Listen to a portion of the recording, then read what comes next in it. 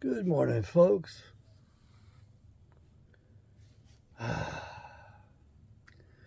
Outside this morning as the fresh winds of change are blowing. What we're all going through. What's the current status on things? Well, the most accurate thing is we're at the end of an earth age. And the birth goes through labor pangs during these, according to the scriptures. That's what it says. And so that's what's going on with the earth. And sadly, the rest of us are going to be stressing and straining along with the earth. This happens about every 11,500, 12,000 years. I have never figured out exactly what that period of time is. But basically, what happens is that the sun and our planets go around the Milky Way, the galaxy. And we come to this spot in our path, I'm going to guess somewhere between 11,500, 12,000, 12,500, maybe 25,000 years. The key thing that I remember in particular is that every 25,000 years, our solar system crosses the equator of the Milky Way. So every 25,000 years, we're going above it or going below it. And so the solar system moves above the Milky Way's equator and it goes below it. Now, my take on it is that when we're going above it, our charge is in one particular direction to keep us within orbit. So things have to balance out. I don't know what those forces are exactly. And I know that when we go below that equator, things occur. Now, the last time we crossed the equator of the Milky Way was Christmas Day of 2020, according to the Mayan calendar, which might have been off as much as 4 years from what we have for a current calendar. Don't ask me which one's right. I'm sure it's very relative. Well, there's a fellow, Ben, I don't remember his last name, just started listening to his channel, Suspicious Observers. The fellow is very bright. I mean, he is intelligent beyond intelligence. He's a genius. A young man, got a very distinctive voice. He appears to understand these physics better than the university people do. As a matter of fact, I don't even think he wastes his time with the people at the universities. That's how bright he is. And he assembles all of these papers and looks at everything that's coming out and critiques it pretty much instantly. And I don't think he's even much into his 30s right now. Just one of the brightest minds probably to ever exist on the planet, at least during this Earth age. And he covers things very well, and he seems to understand it quite well. I haven't delved into his work very far. That's something that I'd really like to be able to do. I understand he's got a book, and he does have videos out there on YouTube that go into detail on his philosophies. He does a very short daily video with some key characteristics. It's a good channel. And I prefer him over Magnetic Reversal News, another channel which I liked for quite a bit because it was introducing new concepts to me. And that fellow's bright as well.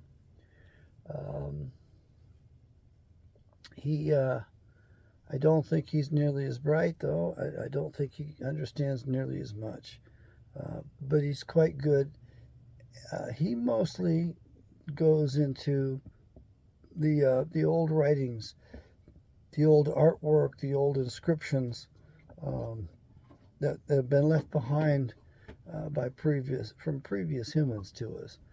And he and his wife cover these things and analyze these things pretty well. So they've got another perspective which is helpful. It was he who introduced the precessional clock to me. Now, what's the precessional clock? Well, if you look at the precessional clock, the first thing you're going to think of is, it looks like a doggone iron cross, and you're going to think, oh my God, not that damn symbol again, from World War II. I got to watch my language and stuff because they don't like the words that we use here. They don't believe in free speech. They don't believe in the free exchange of ideas, which is kind of a shame because that's anti-American. I really think they shouldn't be allowed to function inside the country at all. I don't care how private they are. They should be banned unless they abide by the American principles. If you're not going to entertain the number one right, the First Amendment right of free speech, which, by the way, is how we develop and get to maintain our consciences, is by speaking freely and exchanging ideas and constant comparison and constant communication. We don't get our identities really from ourselves. We get it from a reflection of ourselves off others. And that can be problematic because others may not reflect things accurately. Okay, there I go into another subject. We're at the end of the Earth Age. If you want to know about that from the Bible and Scriptures, you'll have to get out the Apocrypha books, the books of Esdras, Esdras, which I believe is just another form of the name Ezra, Ezra. Ezra was a prophet at the time of Nehemiah. But there's some really interesting stories about him.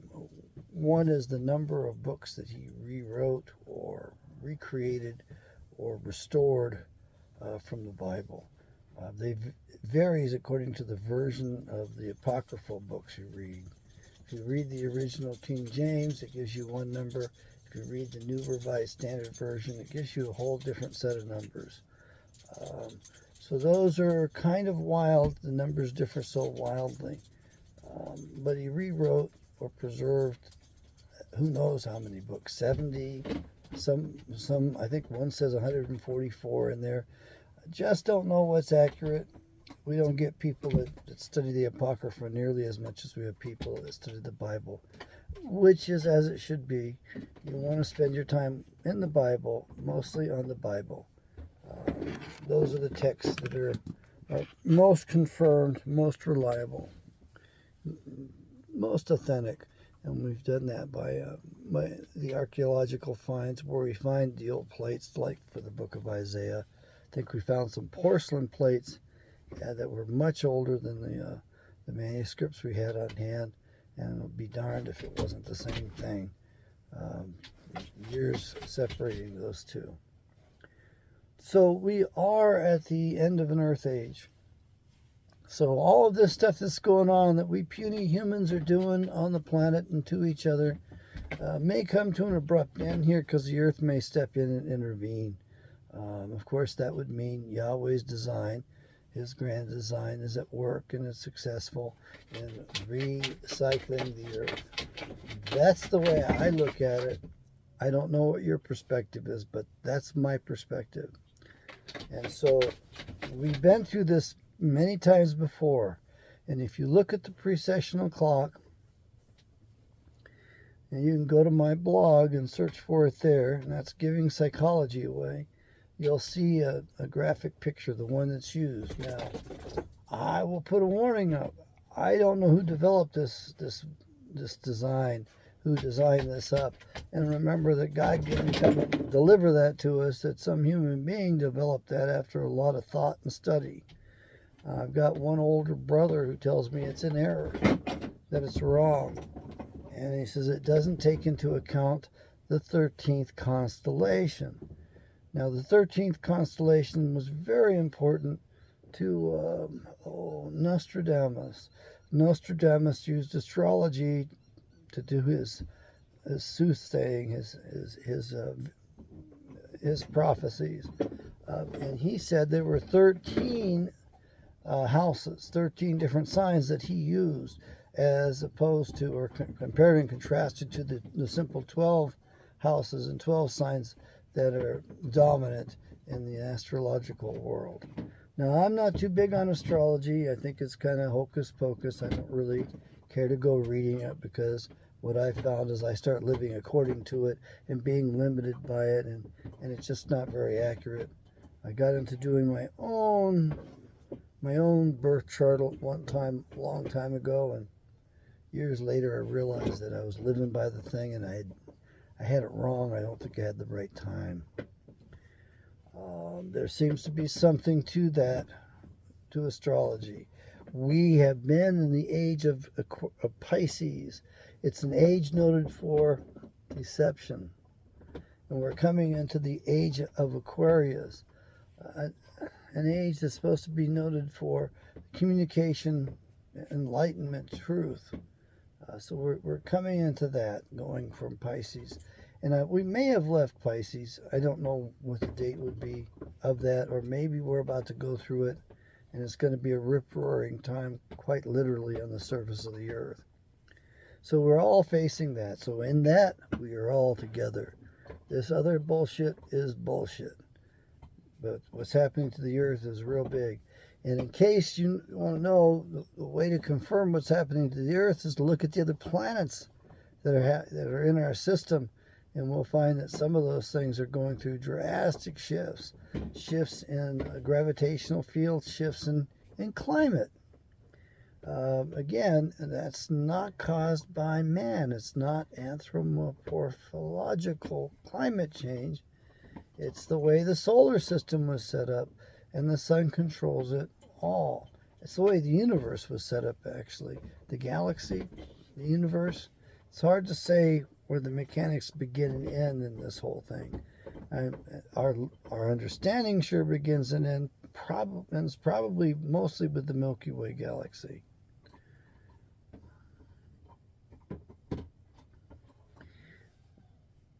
What I want you to keep in mind is that you can only prepare for so much.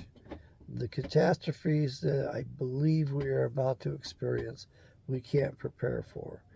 And no one knows what it's going to be like. Ben says that it's going to be within his lifetime. He's younger than I am, probably half my age. But I think I'm going to get to see it too. I think I might go right up to it, maybe right beyond it. Now, according to the fellow at Magnetic Reversal News, he says that as few as 10,000 to 30,000 humans survive these catastrophes and go on to repopulate the earth. Now, we've been on the earth for a long time. The most accurate statistic I find is 1.75 million years that mankind, or some form of man, some form of humanoid, has been on the planet.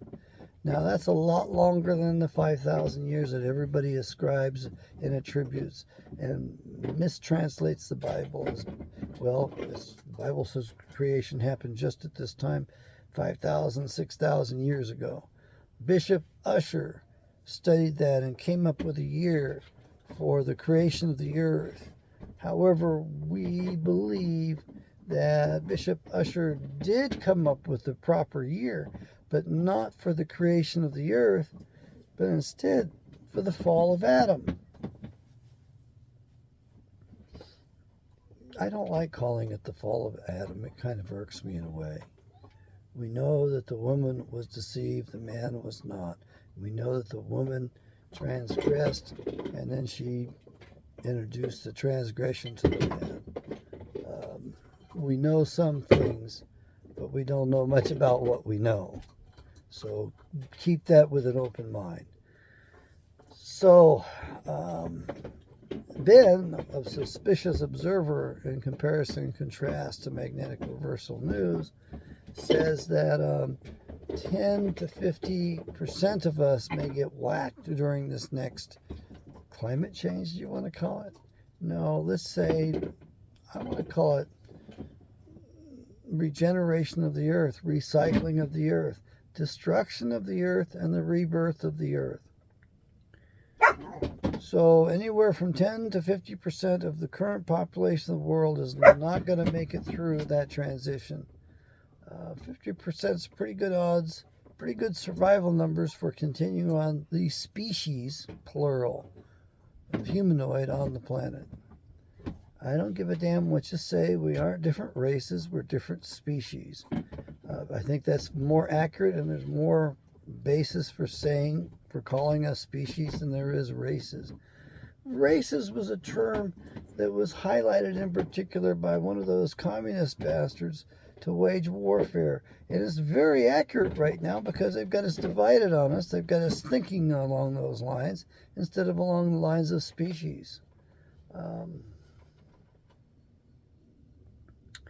Now,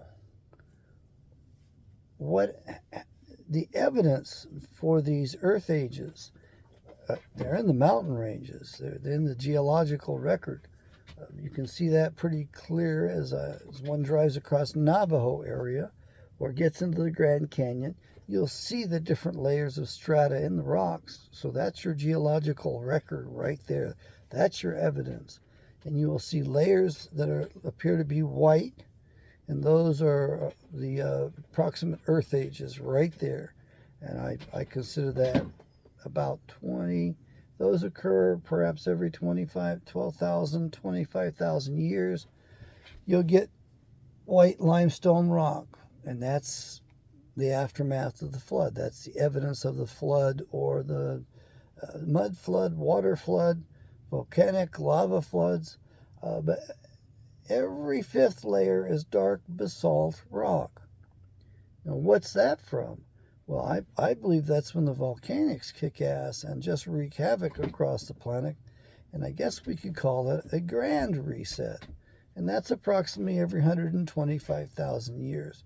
So we have the data showing that. So every 125,000 years, things kick up and we don't end up with a white layer of limestone building on things, but we end up with a black layer of basalt. So it's a different kind of upheaval, a different kind of destruction, different kind of rebirth. And I think that's far more devastating. And again, that's laid out on the precessional clock, which looks like a giant iron cross. Each one of the blades, if you will, of the windmill of that have got a leading edge and a trailing edge. So there's two lines on each one of those iron bars or whatever you want to describe it as. So you've got four of these vectors, four of these poles going around. Now there are four bonds on the carbon atom, and all life is based on carbon on this planet. So you jackasses that are worried about carbon, you just been brainwashed. That's all it is. Four poles on a carbon atom, and all life, well, except for maybe some odd life at the bottom of the oceans built on silicon or something else, all life on the planet is based on carbon. So we human beings emit carbon all the time. We exhale. We breathe in oxygen, we emit carbon dioxide. And we breathe in this other bullshit too, and God only knows what that does to us and its place in things. Oh, by the way, it was estimated that between 100,000 and 300,000 new chemical compounds have been created during the last century. And we don't know the impact, except most of those are real bad impacts on the human genome. So for you people that think that this destruction is a real bad idea, I kind of look at it as a salvation, because it wipes out the bullshit we've caused and we get to start over.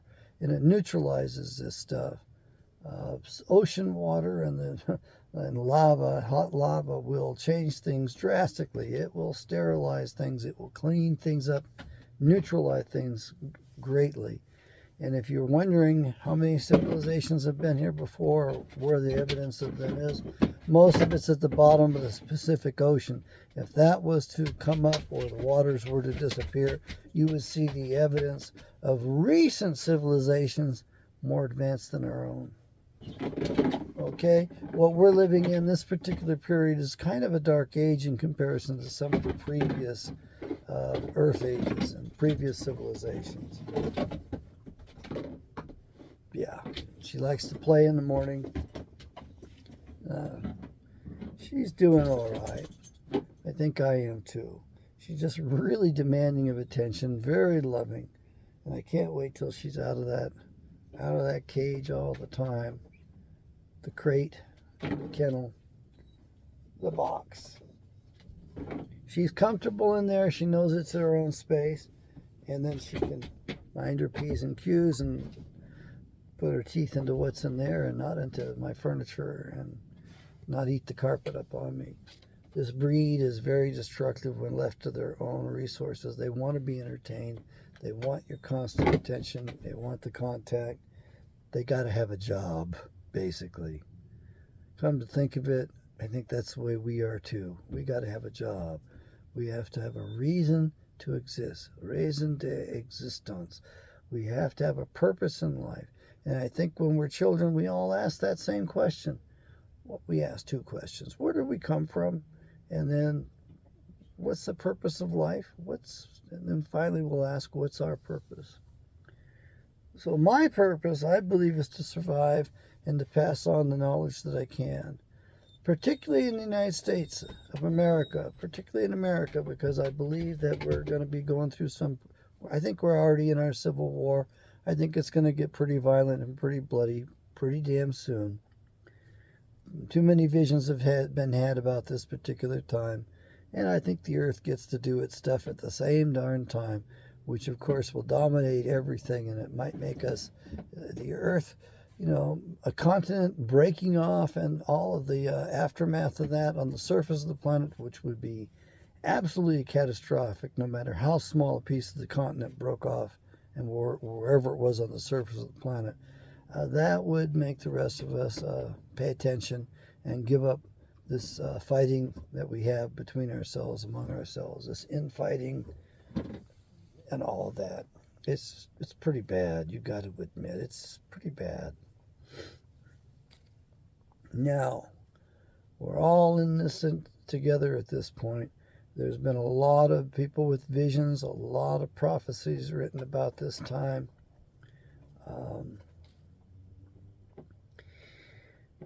I think the North American continent is in for a rude awakening. North America is characterized. This is the New World that was written about centuries ago by the people of the Old World in Europe. They wrote about the New World and the wilderness. That's because the American continent was so wild. The land was so raw. It was the newest of the developments. And it was also, and still also, subject to the most extremes in weather. It ain't due to climate change. It's the way the planet's structured up. So in North America in particular, we get more lightning strikes than anywhere else on the planet. There's more electricity through this part of the earth. And there's probably really good reasons for it. But don't turn to the universities for any knowledge, because they don't give a shit about knowledge. All they care about is politics and dominating and screwing things up. Everything in these universities and in these different systems is being used against us. Why? I believe the evil one infiltrates and controls everything, and to throw the rest of us off, they place lies in there, or they put forward concepts that are totally ass backwards in order to throw the rest of us off. Thereby they get to dominate, because they keep the knowledge to themselves, and they keep us off balance because we're constantly guessing, and also because we don't have good foundations. We can't sort out what's really going on with the planet and build a better society. Our science is hobbled by those bastards. Everything is harmed by them. They've changed the terms on everything they can. They've hidden the truth every which way they can. They're liars, worse than liars and thieves. They dominate by keeping knowledge to themselves, and somehow or other, a group of them survives, and they keep their records somewhere. So they keep on building their knowledge across these earth ages. They've probably been doing this for 70,000 years. I believe that's probably the time of the giant space battle. Yeah, space battle. Why couldn't it be a space battle? What, you think angels just get tossed out of space or out of heaven? You think that heaven exists?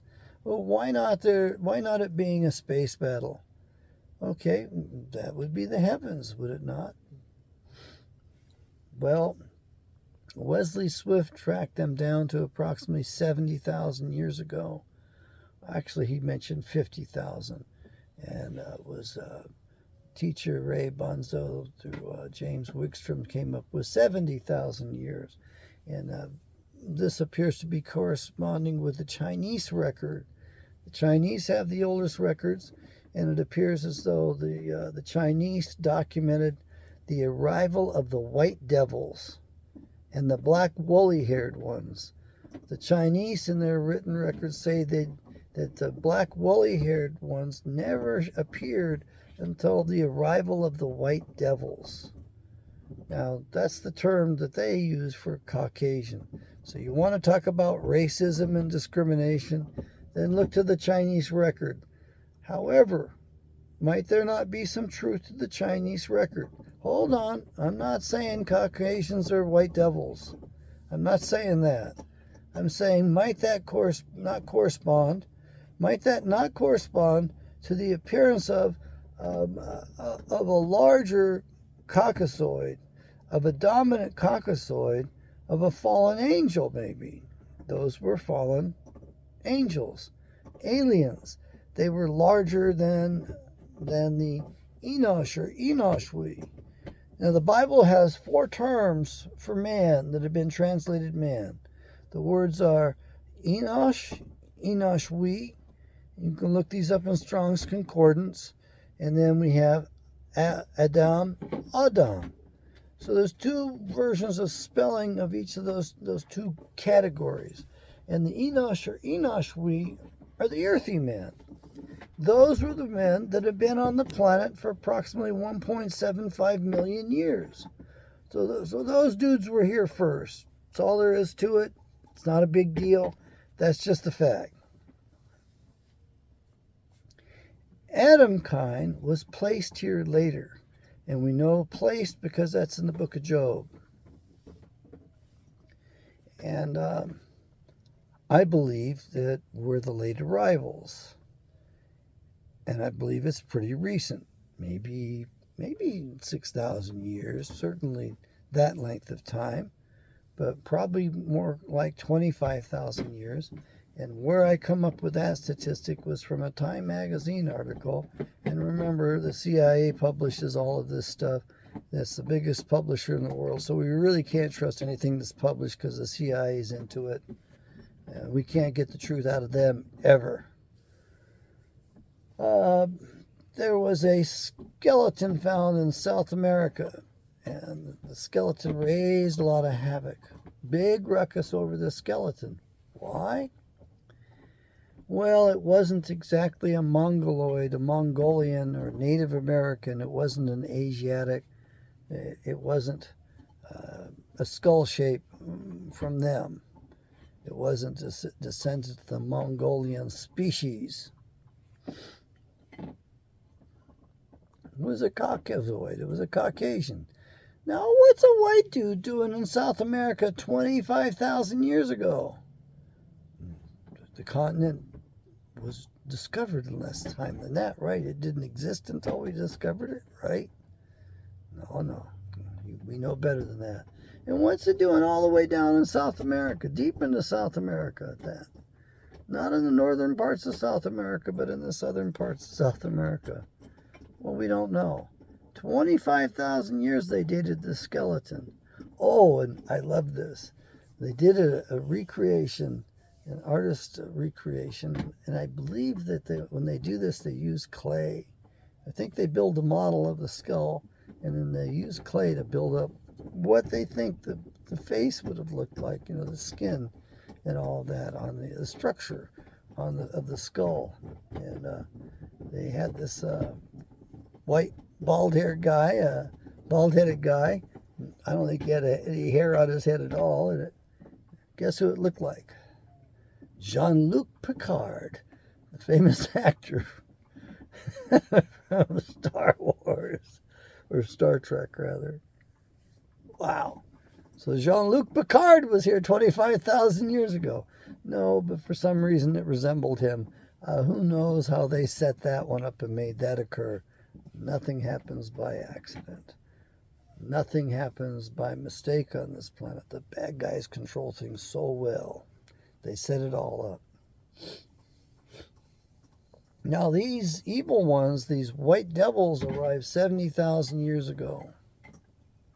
Now, we're getting into Dr. Kent's theory here. This can't be blamed on anybody else but just on that character, okay? My theory, and it's a theory, my hunch is that the white devils invaded the planet. And by the way, they brought the black woolly-haired ones, the Negroes with them, as slaves on their ships in space. That's the word. I mean, don't take my word for it. I don't have really good, reliable sources on it. We're into the land of conjecture. We're into brainstorming right now, not into scripture. So these fellows were driven to the surface of the planet 70,000 years ago. The Mongoloids were here 1.75 million years. So the whites and the blacks, if you will, were rather recent additions to the planet, being 70,000 years ago. However, the white devils, which also became known as dragons, were a different species. They were bigger, larger, longer limbs, more power, and I believe they liked eating men. They liked eating flesh. I believe they were cannibalistic, or at least they predated on the other species, the smaller, the original inhabitants of the planet. Not a good thing, not a good reputation for white people to have, huh? Forgive me for using that racist term white. I find it demeaning as well. I don't like the term black. I think those are just too general terms. They're not specific enough. A better differentiator, may I remind you, is skull shape. So we have different skull shapes. And by the way, since we've been interbreeding, mixing, and all of that, we've created some hybrids. So you can expect some skull shapes out there that aren't very readily identifiable. So don't worry about it. They exist. And don't tell me they have no right to exist. They exist. And truth is existence according to Sikh Dharma, according to the newest religion on the earth, formed in the 1700s. According to Sikhism, truth is existence. And, these guys exist. That's just the way it is. So don't get all racist on me and discriminatory, okay? I believe that the pre-Adamic races were here and the fallen angels arrived, and I think they wreaked havoc upon the inhabitants of the earth for thousands of years. And I'm just going to take a guess that they were doing this and dominating the planet through maybe 3 Earth ages or more for quite a while, maybe even as long as 65,000 years. So they've been wreaking havoc, eating these other beings and plaguing them. And I believe that Yahweh, seeing what was going on, decided that he wanted to save the inhabitants of the earth. I believe Yahweh may also have decided to have a family on the face of the earth, and that comes from Pastor Jerry Wiki. Probably comes from others as well. So we have Yahweh looking at what's the mess that's on the earth, at these devils, if you will, wreaking havoc upon the poor, simple peoples that were already on the planet, that were here first. So the Mongoloids, or Chinamen, is what Pastor Paul Burnham preferred to refer to them as, or Asiatics, which I think is fine. Mongoloids, they were here first, okay? That's their claim to fame. The Negroes weren't here first, and the Caucasoids weren't here first. We arrived much later. Now, I believe the Negroes arrived with the fallen angels. For some reason, they tended to do well in Africa. Africa was probably, I believe it's the largest continent. And I think it's the richest continent, and it's got to be quite a life to run through the jungle, to live in the wilds, to live in the richness of that continent. That's quite a blessing to have. Lots of mineral wealth there. Wow, what a wide variety of animals and flora and fauna. I mean, just what a playland. What a rich place for man to live on and to be able to live, to eat by, to live on. Anyway, I believe Yahweh looked at the humans, the Enoshwi, and saw that the fallen angels, the devils, were giving them grief, and he decided to send his children here, decided to have a family and place his children upon the earth to take dominion of the earth and to run it for the benefit of all the inhabitants on the earth. I believe that's what Adam's purpose was. That's why God's son Adam was placed upon the earth. Don't think he was born here. Think he was placed here. The word "place" is very specific in the book of Job, which is the oldest book in the Bible. And that's the book in which you're going to read about the behemoths and the Leviathan and these other old creatures that we can't seem to find anymore. I'll tell you about Leviathan someday and what I think that is. So we're pretty much all in this part together. We've got all these artificial borders and territories mapped out. We've got our own organization to it right now. But that could change, and that will change.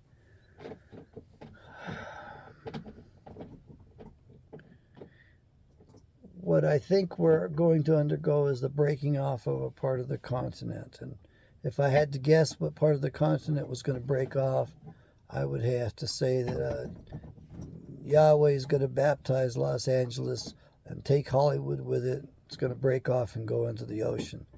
Why do I come up with that particular part of the earth? Well, it's pretty wicked and pretty evil. And Yahweh doesn't stand for that stuff. Now, then again, Yahweh may decide that he needs to go in and do what he did to Sodom and Gomorrah, which, by the way, he nuked. So you people who think that you're the best, the latest and the greatest and the best, and you're totally carefree, I got news for you. We could get nuked. So keep an open mind. We don't know what's next. I'm telling you this or that's going to happen in particular. But there's some people on the surface of the planet alive today that have had visions, and their visions are of a city breaking off, a city going underwater. And when they did some research to see what city does this resemble, they come up with Los Angeles. Yeah.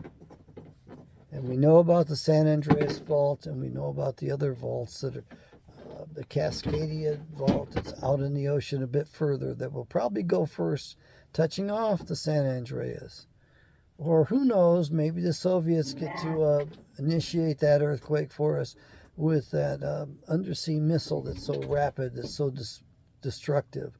They've got continent breakers for bombs today. And the amount of area they destroy is just huge. I mean, that stuff's big enough that it could throw the planet off its orbit pretty easily. It certainly would throw us into a wobble by displacing the balance of the earth. So it would really throw things off. And the Bible does say there will be a new heavens and a new earth. So we may be in for that ride too. Now, the earth recycles itself. We don't know when that happens. We have all kinds of evidence of it out there. The artwork in the caves, because men had to go into the caves to survive. We couldn't stay on the surface for some reason. And I'm going to take a guess that the sun was acting up so badly that it blinded everything on the earth. If you read about the day of the Lord, and there are several days of the Lord, in my opinion, described in the Bible. And that's not from anybody else. That's from me. There's probably 6 days of the Lord described in the Bible. Those major events could not possibly all occur on the same day, could they? Well, it's possible, but it's not likely. It's not probable. And in one of those, all the stuff, all the beings on the surface, all people go blind. So whatever that sun is capable of doing, it's capable of putting off a radiation that would blind us. And so we may have to seek to go underground in the future. And there are great underground caverns in which humans have inhabited before, and some of us may survive by going into those as well. And we may only be able to come out at night. We know that one of the days of the Lord, the sun turns to sackcloth. Wow. So what does that mean, sackcloth? Does that mean the sun is garbed, clothed in sunspots? So it's darkly pocked. I can't say it. Can't enunciate properly at this hour. The black sun, the Schwarzsonnesonnen, is that what that means? We don't know. And we talk about another planet that comes in once in a while. Well, might that just be reflective upon the sun that caught us a while back? And might not Saturn have been the original sun that did die off after a bit, and we got caught by another sun, and it's taken us on this ride through the galaxy, through the universe? We just don't know, and we're not allowed to develop these ideas in the universities. Anything that we research, these evil guys spy on in advance. They're everywhere. They know pretty much everything. They had spies at the time of Descartes that reported to the Pope, told him what was going on, and the Pope made a deal with Descartes in the 1700s, or was that earlier? I don't remember the year. I should remember it. I was taught that at the university. That's been a long time. I haven't talked about that in a while. So Descartes had been doing autopsies on the human body, which was illegal according to the Pope. The Pope wouldn't allow that desecration of the human body.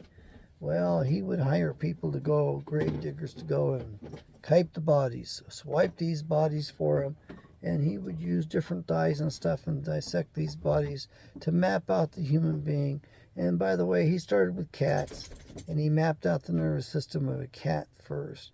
Then he went after a human being. And he had been doing this in secret. He thought it was secret for a couple of years. And he approached the Pope because he wanted to be able to publish his book. He wanted to be able to publish his drawings of a human being. And it's going to, of course, the question is going to be, where'd this come from? How'd you get this, buddy? Isn't this contraband? Isn't this illegal?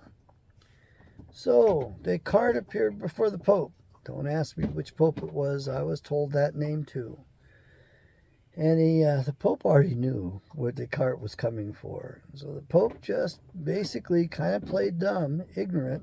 The Pope had his spies. He knew that Descartes had his book ready to publish. And apparently the Pope was supportive because the Pope surprised Descartes and told Descartes, as long as you may keep the body, or as long as you, I don't know which phrase came first, but as long as you recognize that the seat of the authority over the soul resides in the seat of the papacy, you may have the body. You may keep the body. Now this is where dualism came from. Historically, this is where they split the baby. Descartes was able to get the body as long as the Pope was in charge and had domain over the soul. Yeah, power has been very important to that Roman institution. More important than salvation or anything else. Okay, so Descartes and the Pope, that Pope started dualism, where the mind and the body, the soul, the mind and the soul were split from the body at that point historically, and the two items were studied separately. Now that was a big deal, especially for me, because during the, oh my God, I went through the doctorates. It wasn't that long ago, but it was so long ago, and it was kind of traumatic, and there's some traumas that are best forgotten. They cut you and you bleed during those things. And I chose the toughest guy on the campus to be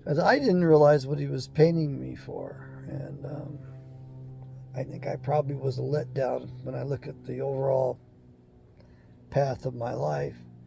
I was his model for Jesus in that painting. Now, Jesus was not brown haired, brown eyed, and he didn't have long hair either. That was a romanticized version that came from one of the popes who used his son for the model of that. But that's what this gentleman wanted for a model, and he offered me so much money, and I bargained up, and he went for it because he wanted me there. And I go up to his studio, and it was pretty boring. Didn't like it very much, but anyhow,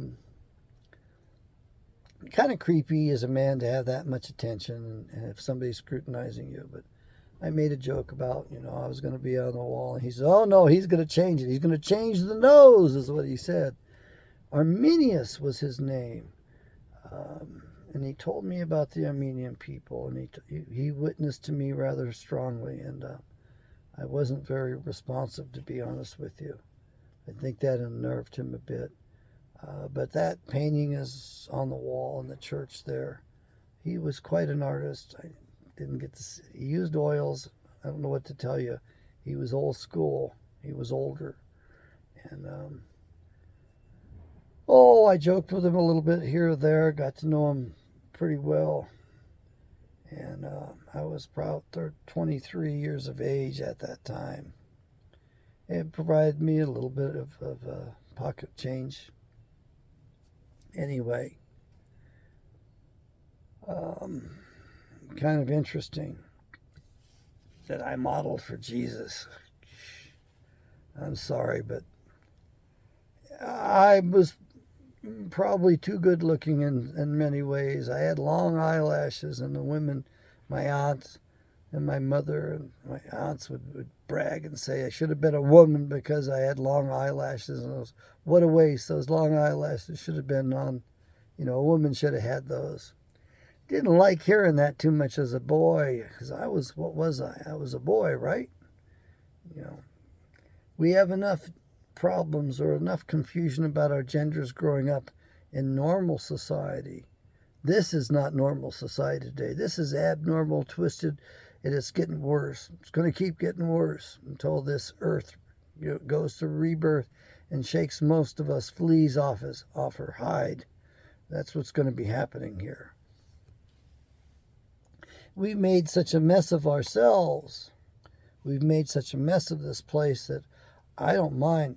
I think we got it coming. I think that we polluted this thing about as much as we can. And I think that in the next ages, when people are doing archaeological digs and finds and all that, I think it's going to be pretty weird when they find this layer of plastics and electronics that have been so well preserved and all the pollution we've left behind. Boy, what a legacy we're going to be leaving. What a marker for the rest of the planet. My God, they're going to look back at us and think of how backwards we were, and oppressed, because we are. Now, if you want evidence of a more advanced society, you can read the books. You can read the books that have come down through the ages. You can read about Atlantis. You can read about Lemuria. And if we had open science and open dialogue on the planet, we would have the knowledge of that, and we would understand things much better. We would have better foundations of real science, and we could better ourselves, and we could do better on this planet for sure. And the animals, the earth would do better. But at this point, the evil ones, the devils, are destroying the planet. They're destroying the planet's ability to support life. So even the earth groans for her saviors. I think I read that in the scriptures, but yet when I go looking for it, that's not exactly what it says. But that phrase haunts me. The earth groans for her saviors, plural. Adam fell. Okay, great. Adam ran the place for the benefit of all the inhabitants. Yes, Adam was dominant. Yes, Eve screwed up, and Adam loved her and went with her. It was by choice. He wasn't deceived. I'm almost ashamed to say that, but at the same time, I feel kind of proud of him because he knew that Eve was lost and Eve was going to be dying, and he decided to stay with her and to join her in that fate rather than to ask Yahweh, his father, for a new wife. That's according to Pastor Jerry Wiki. He believes, it's his suspicion, his hunch, that Adam and his father Yahweh had a long talk. And Yahweh was going to get Adam a new wife. And Adam told his father that he couldn't live without her. He wanted to stay with her. And that Yahweh said, okay, all right, so be it. If that's the way you want it, I'll make a way for you to get back. It's not going to be easy. And Jerry, Pastor Wiki, that's his belief, is that this is the way back. This is the road back. There are other people that have written about the salvation as well and the way back. I've got a book that I was given in lieu of one of the original books of Enoch, Indian Giver, yeah, my older brother. I wish he had given me that book. And then I think he gave it away to some other guy. No, I love the man. He gave it to. He said, dear brother, he's older than I am, and if anybody will take care of the book and read it and cherish it, it would be Roger, that's for sure. But he gave some books to me first, and somehow or other he ended up giving them to Roger instead. All right, okay, he's not thinking that well. Drinking too much, probably. Well, getting older. He's over 80 now. He's my senior. He's read the Bible, more versions of the Bible, and he's the expert on versions of the Bible. I go to him when I want to have answers, and he collected Bibles. He's got so many Bibles, it's not funny. Boy, I guess I probably should ask him if I can have that library, but then he's going to want me to sort all the stuff in that house and take care of his estate. Oh my God, nobody's willing to do it. Here I am sitting here struggling with avoiding it. Okay, I don't like our courts. I don't want to deal with those jackasses. I don't like this government. I don't trust the system that we have. It's gone off the rails. This is not America. We're not under the Constitution. We're some corporation in a series of frauds, and we live under Uniform Commercial Code, which has been around for about 70 years, exactly 70 years. And that has been what has taken the place of our Constitution and deprived us of our rights. So yes, we're all held captive today. We're held captive in place, just like the Israelites were taken captive. Oh, by the way, for the same damn sin, we don't learn. You want to know what the sin is? Read the Bible. Go buy this Bible. Oh, I've already told you about what that sin was, and I've discussed this with my brothers, and they agree with me. So it's something that I was able to dig up out of the Bible to mine, to be able to understand and to share. It's something that I can contribute to the conversation when we get together. And there's nothing I like more than getting together with my brothers and sisters who read the Bible and talking, brainstorming about it, comparing notes. What did you discover? What stood out to you? What was important to you? What do you think this means? What did that mean? Gee, what was the curse of Canaan? Well, what did his dad do that was so horrible that Noah, his granddad, had to put a curse on Canaan? Why Canaan? So we ask questions about these different aspects all the time. Like, why was Nimrod called a mighty warrior before the Lord? Before. Simple, small word. Preposition. Changes the meaning entirely when you put in the word a mighty warrior against the Lord. So I think we might have a little correction to make in terms of context, at least in the Bible. Nimrod was a mighty warrior against Yahweh and against Yahweh's children. Nimrod was a descendant of Cain. A lot of tales about Nimrod. We might actually be celebrating his birthday on December 25th without knowing it. Yahshua wasn't born then. Yahshua was born on one of the high holy days of ancient Israel. During the Feast of Tabernacles, there was no snow on the ground. That's all myth that your modern churchianity gives you. Yes, they've created this religion and they've invented it out of nothing. They've twisted the truth. They've torn up and twisted things. They've overlaid, syncretized. They've brought in other religious, other traditions, and they've given those to us as holidays, as holy days, instead of the days we should have. Ishtar. Easter is one of those, which, by the way, I'd love to be able to say isn't in the Bible, but it is. One time in the New Testament. Go look it up. Easter's in the Bible one time. Look it up and tell me if we're supposed to be celebrating that Good Friday. Was it a Friday? What year was it? When that crucifixion occurred, it changed the world. We owe it to know. We owe it to ourselves to know more about that.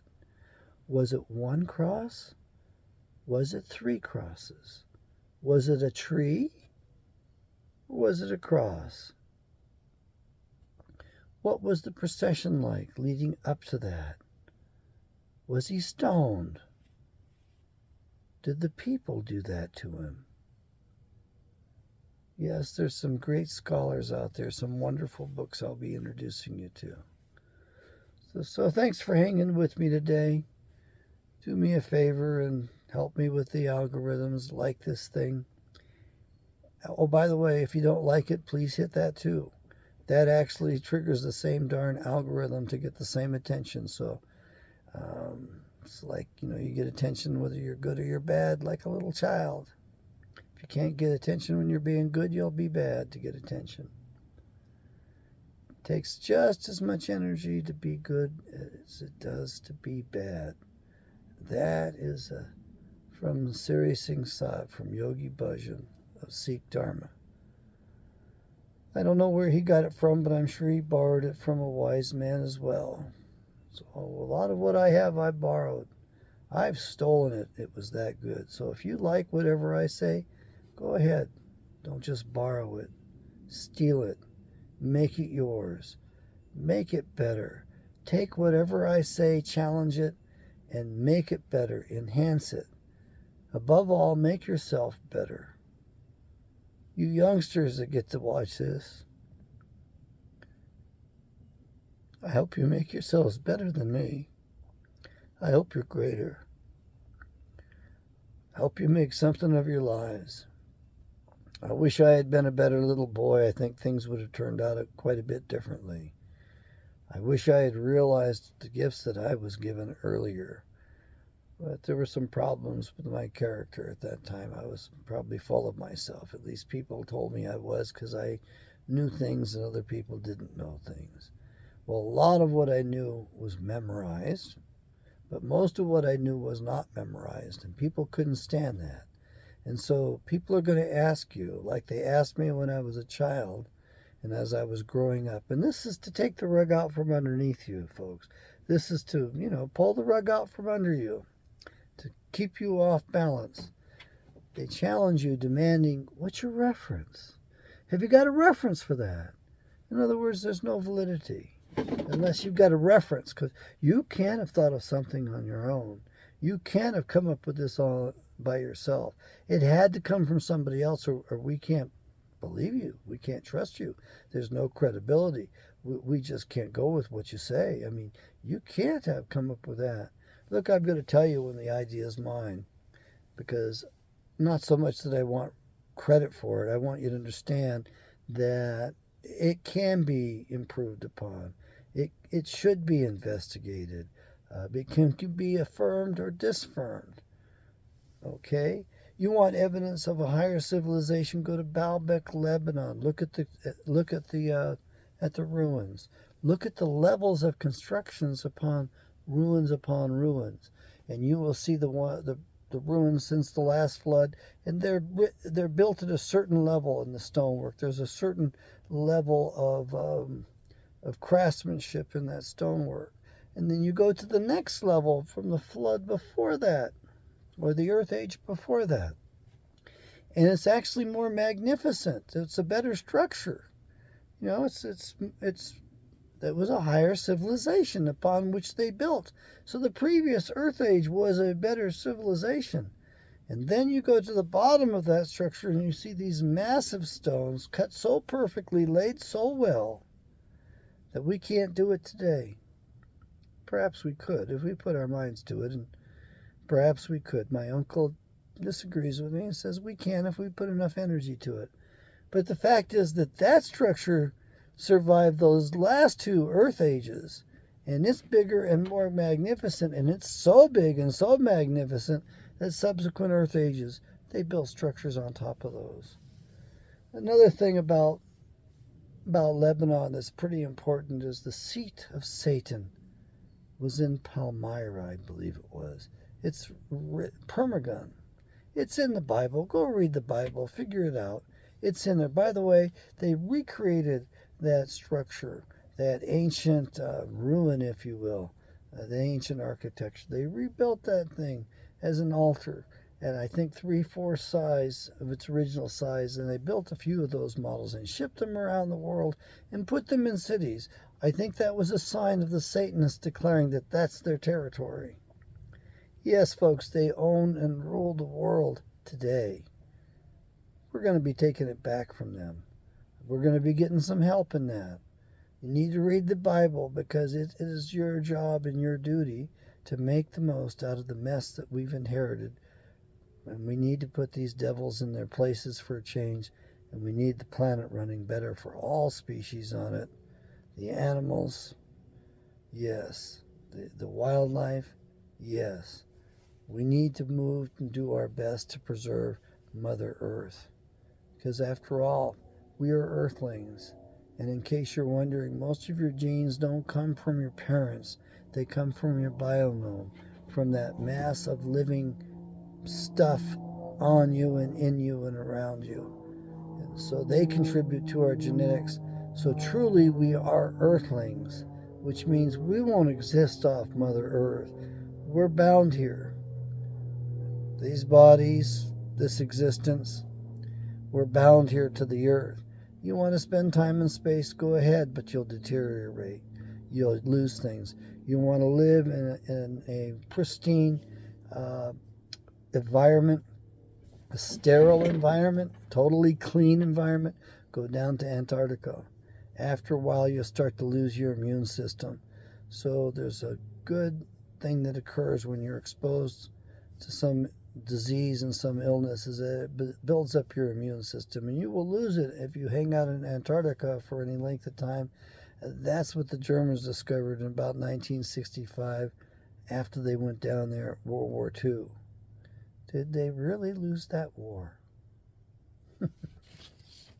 Good day.